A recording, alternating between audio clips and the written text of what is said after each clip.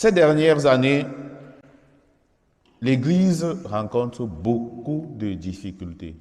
Vous le savez, depuis bientôt un mois, il y a un document qui circule dans l'Église, qui était signé par les autorités de l'Église, autorisant la bénédiction des couples de même sexe. Nous sommes appelés à militer pour la vérité. Et la vérité, c'est la parole de Dieu. Que ce soit dans le Lévitique ou alors dans Saint Paul, dans une de ses lettres, Dieu interdit les couples de même sexe, les relations de même sexe. Dieu interdit cela. Parce qu'elles ne sont pas ouvertes à la vie. Elles sont contraires à la loi naturelle.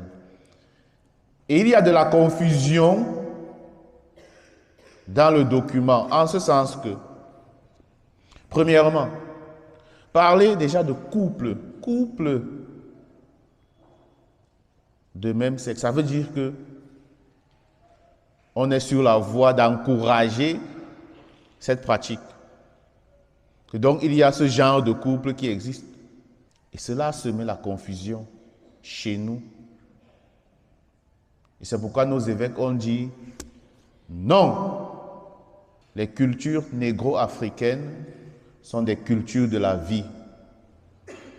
Les cultures qui sont ouvertes à la vie et qui sont liées à la loi naturelle. Nous sommes proches de la nature.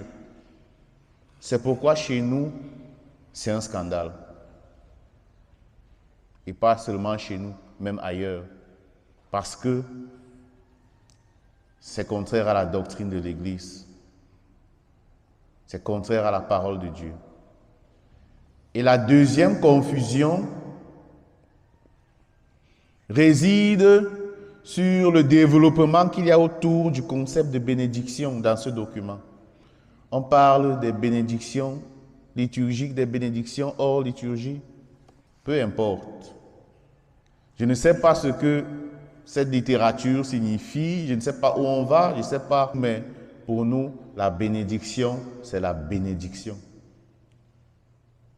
Quand on bénit, ce qui est béni est orienté, ou alors doit être orienté vers le dessein de Dieu. Et si on nous demande de bénir des couples de même sexe, on est dans la confusion en fait. Comment est-ce qu'un tel couple va fonder une famille? Mais non.